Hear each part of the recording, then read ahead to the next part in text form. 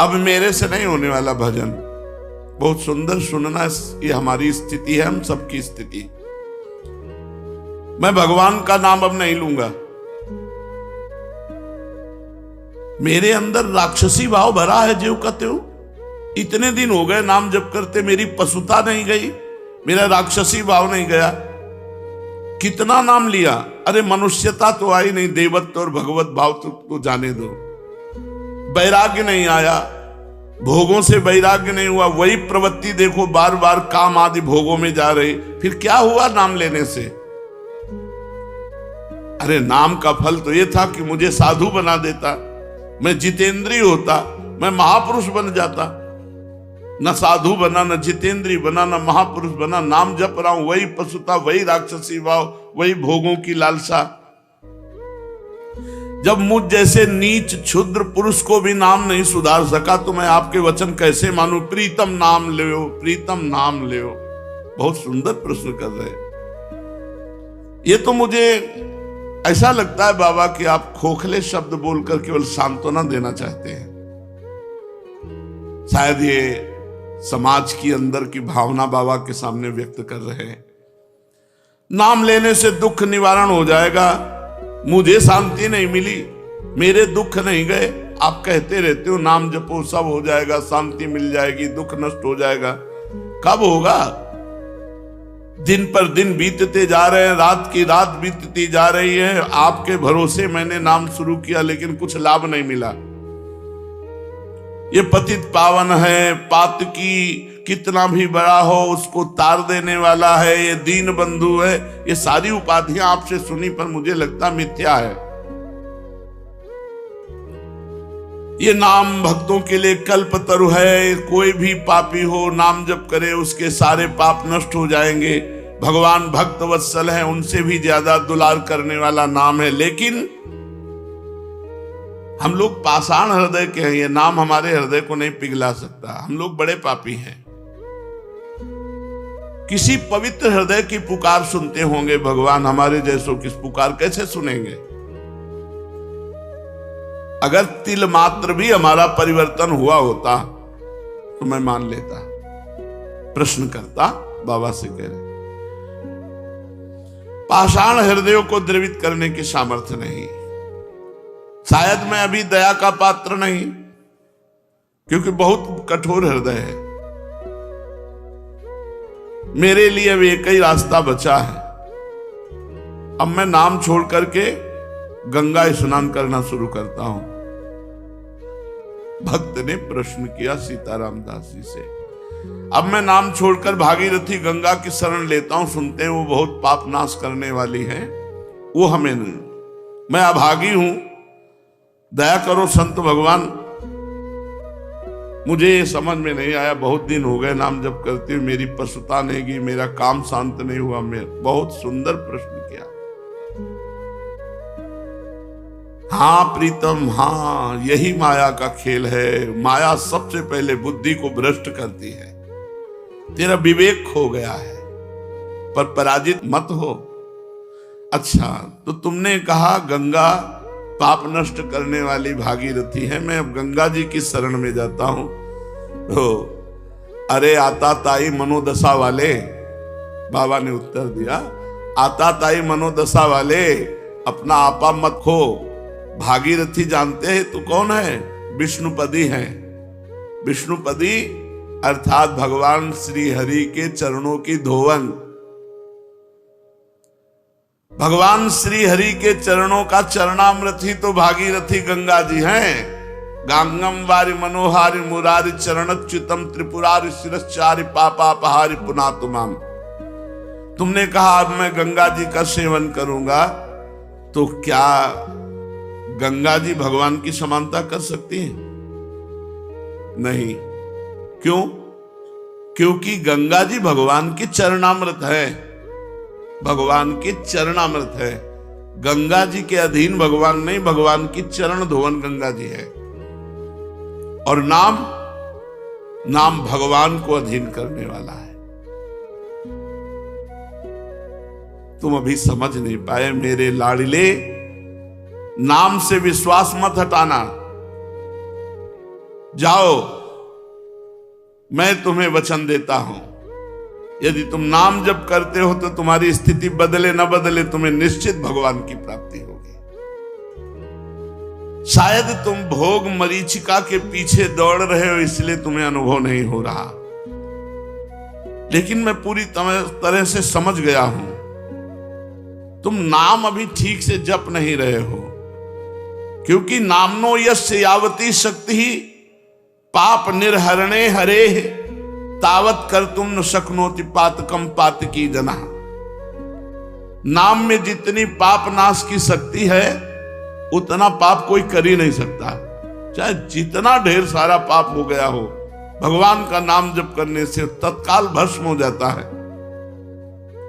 याद रखना, हम इसीलिए सावधान करते थे कि नाम में अंतराय मत देना, नहीं तो कलयुग घुस जाएगा बुद्धि में और यही बुद्धि आपके अंदर आ जाएगी। यदि पाप आचरण कर बैठे तो ये उल्टा बुद्धि शुरू हो जाएगी कि यार इतने दिनों से नाम जप कर रहा हूं, कोई फर्क तो पड़ नहीं रहा मन में फर्क पड़े ना पड़े, तुम्हारी गति में फर्क पड़ जाएगा, तुम भगवत प्राप्त हो जाओगे, तुम्हें परम पद की प्राप्ति हो जाएगी।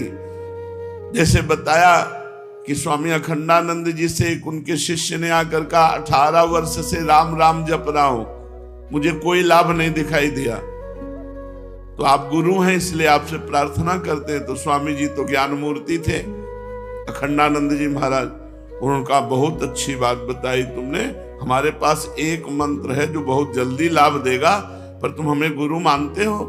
उनका जी। बोले हमारी कसम, अब इस पुराने नाम को, पुराने मंत्र को मत जपना 24 घंटे, फिर कल आओगे तब तुम्हें नया मंत्र दे देंगे।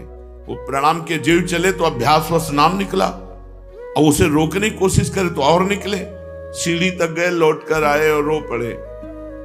बोले भगवान आप गुरु हो, आपकी कसम तोड़ नहीं सकता और नाम छूट नहीं सकता, अब कुछ भी हो नाम नहीं छोड़ सकते, वो चल रहा है। तो बोले ये मिला 18 साल में, तुम्हारे अंदर क्या परिवर्तन हुआ तुम नहीं जानते हो, अगर तुम जानने लगोगे तो अहंकार हो जाएगा। तुम्हारे अंदर ये परिवर्तन हुआ कि नाम में आसक्ति हो गई, तुम नाम छोड़ने, जिसकी नाम में आसक्ति हो गई तो धाम रूप लीला सब प्रकाशित हो जाता है। विचलित मत हो, तुमसे बोला है कि अगर तुम 100 नाम जप किए हो तो तुम्हारे वो 100 नाम भगवान के नाम बैंक में जमा है, और वो तुम्हारा लोक परलोक सब जगह मंगल करेंगे। विचलित होने की जरूरत नहीं कि 4 महीना हो गए नाम जप करते, अभी हमें अमुक सिद्धि नहीं आई, इतना समय हो गया अमुक लाभ नहीं मिला। ये जो तुम्हारी भोग प्रवृत्ति है यही तुम्हारे मन को गंदा कर देती, और गंदे मन के विचार हैं कि नाम से मेरे को लाभ नहीं मिला, इतना समय हो गया। सावधान, नाम कभी व्यर्थ नहीं जाता, इसीलिए मैं कहता हूं कि निरंतर नाम जप करो। अगर नाम में अंतर मिला और वासना ने अपना खेल, तो फिर तुम्हारा मन मलिन हो जाएगा, भजन की तरफ नहीं लगेगा और लगेगा अरे कोई लाभ नहीं, ये सब केवल अर्थवाद जैसी बातें की जाती है कि नाम जप करो तुम्हारा मंगल हो जाएगा, तुम निर्विकार हो जाओगे, तुम्हें परम शांति मिलेगी। कोटि कोटि जन्मों के भोग संस्कार हैं, कोई एक जन्म के थोड़ी, नाम सबको मिटा रहा है। एक जन्म के होते तो कुछ दिनों में साफ हो जाते, करोड़ करोड़ जन्मों के पाप भोग संस्कार हैं, उनको नाम मिटा रहा है। खूब अधिक से अधिक निरंतर नाम जप करो।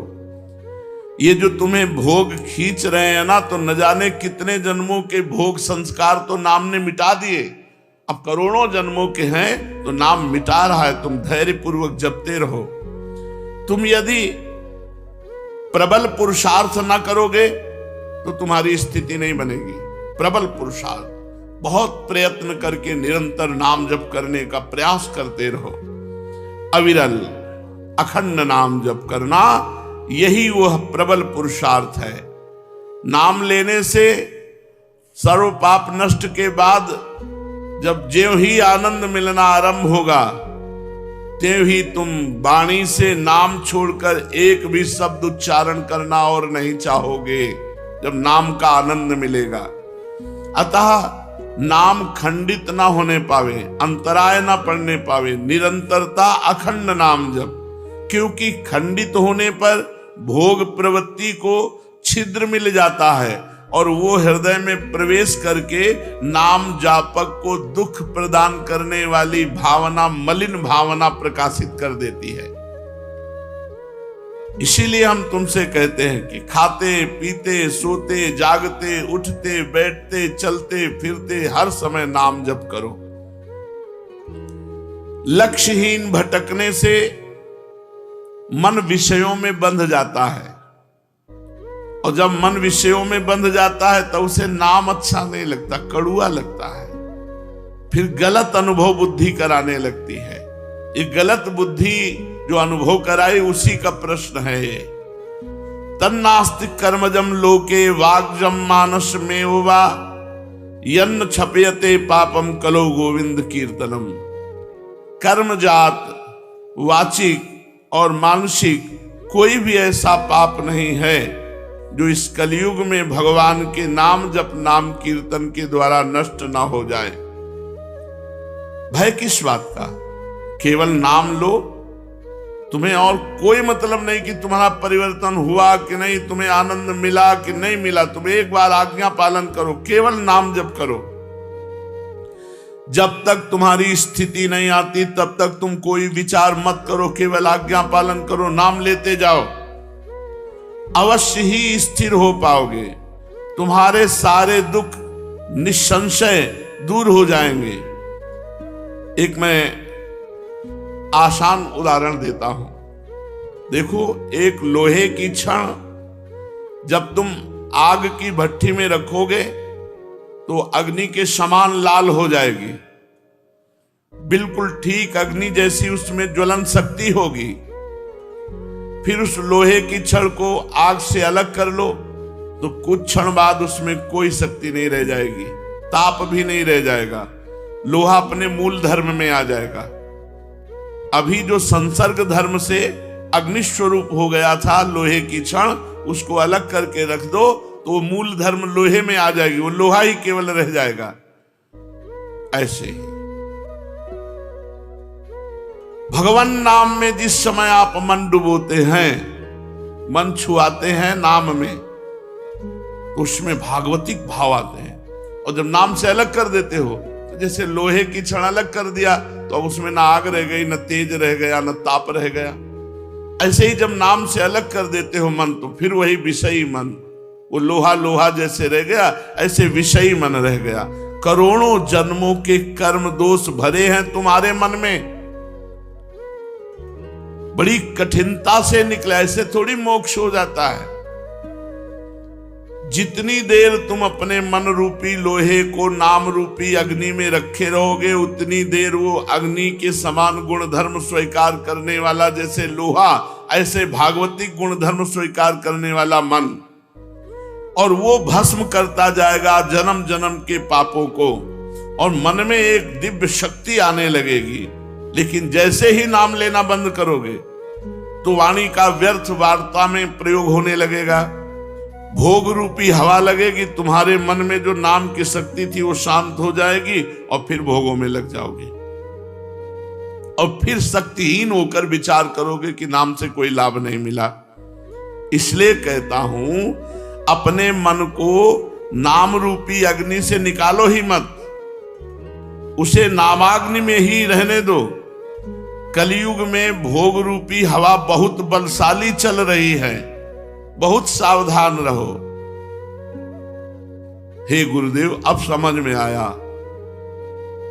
अभी तक अविरल अखंड नाम नहीं लेते थे, तभी हमें भोग प्रवृत्ति का जड़ से उच्चाटन करने का उपाय नहीं मिला, जड़ से उखाड़ फेंकने का उपाय नहीं मिला, तभी हमारे अंदर पशुत्व का विनाश नहीं हुआ, तभी हमारे मन की मलिनता नष्ट नहीं हुई। प्रभु, आपके वचनों से मैं जो निराश हताश हो रहा था, बड़ा उत्साह आ रहा है।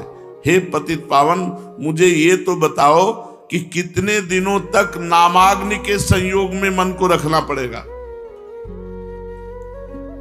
मन का नामाग्नि से संयोग करने की आवश्यकता मन रूपी लोहा जब तक शुद्ध ना हो जाए तब तक। जब स्वाभाविक मन में नाम चलने लगे तो जान लेना कि मन हमारा शुद्ध हो गया। जब आप जप नहीं रहे लेकिन मन जप रहा है, मन का मैलापन, असार अंश, पाप अंश जब दूर हो जाएगा तो मन तलवार की तरह हो जाएगा। हर विषय भोगों की चिंतन को काट काट के भगवत चिंतन में तन्मय रहेगा। इतनी प्रवीण मन और बुद्धि की धार हो जाती है कि हम सोच रहे हैं कि अभी आपसे ये बात कहेंगे और मंत्र चल रहा है, तो 2 ही 4 मंत्र बाद मुझे आपसे क्या कहना था, चली गई बात।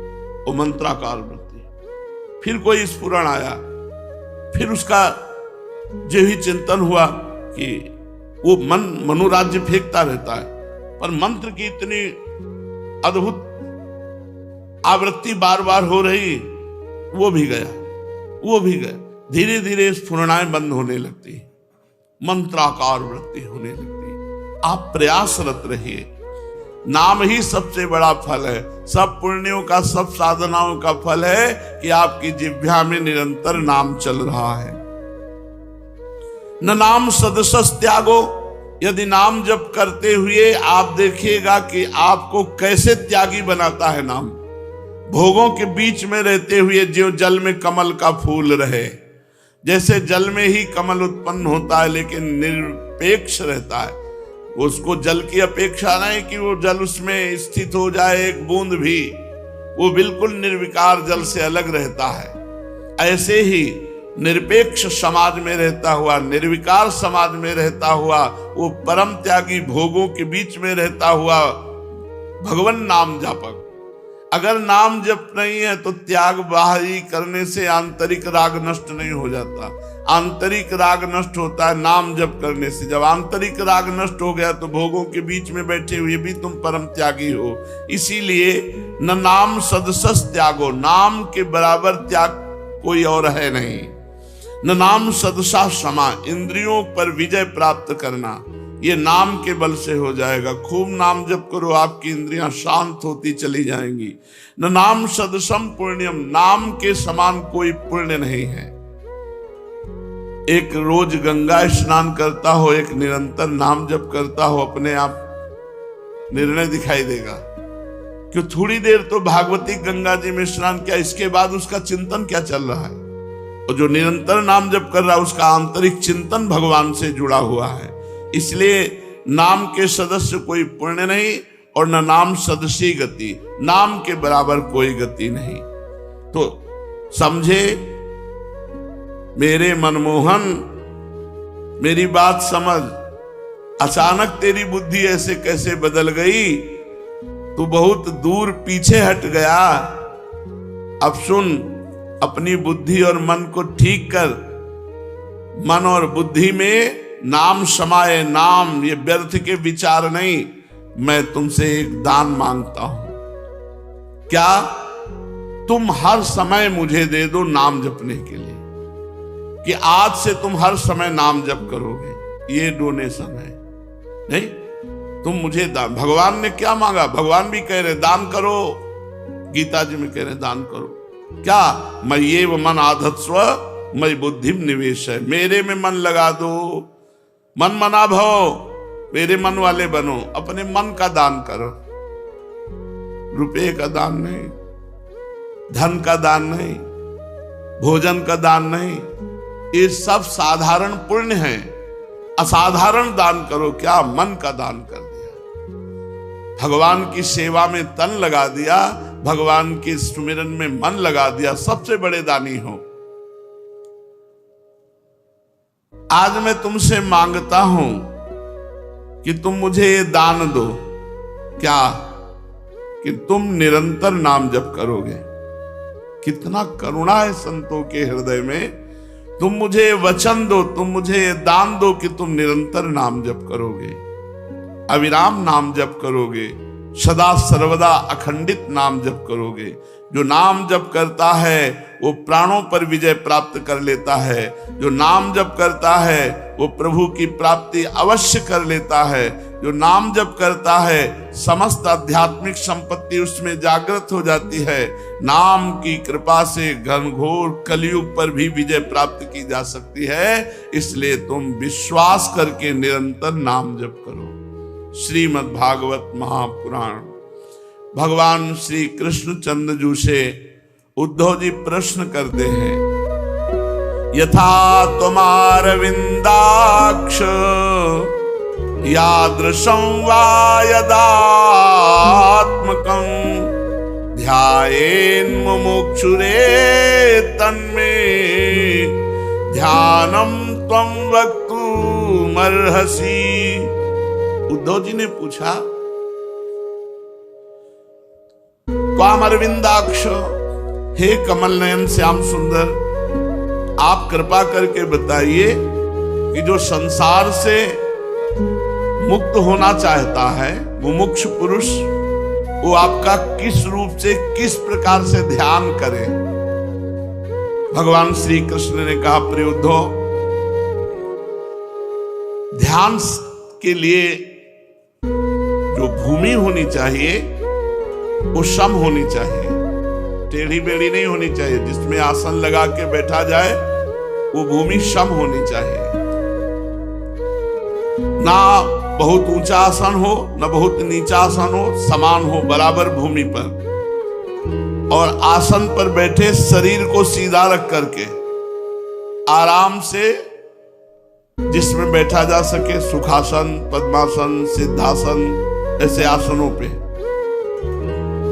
आराम से बैठ जाए और हाथों की हथेलियां पैर की गांठों पर ऐसे, और या फिर अपनी गोद में ऐसे। दो ही पद्धति है ध्यान की, या तो ऐसे और या ऐसे। और सीधा मेरुदंड एकदम सीधा, आसन समान, ऊंचा नीचा नहीं, ऐसे बैठ जाए। और बैठकर फिर नासिकाग्र दृष्टि करे। यहां अगर ब्रह्मचारी नहीं तो फटने लगेगा, यहां दर्द होने लगेगा, अंदर परेशानी पैदा हो जाएगी। ब्रह्मचारी है तो कुतकुताहट होने लगेगी, धीरे धीरे आनंद बढ़ने लगेगा। यहां दृष्टि रखो, नासिकाग्र। बहुत एकाग्रता होती, इससे बहुत लाभ मिलता है। अपने लोगों ने घंटों रखा है नासिकाग्र दृष्टि, और चलते हुए भी चल रहे नासिकाग्र दृष्टि रखती, गंगा की रेती पर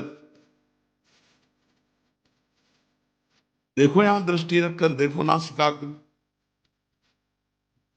और उसी के सामने मंत्र लिखो, करो ध्यान।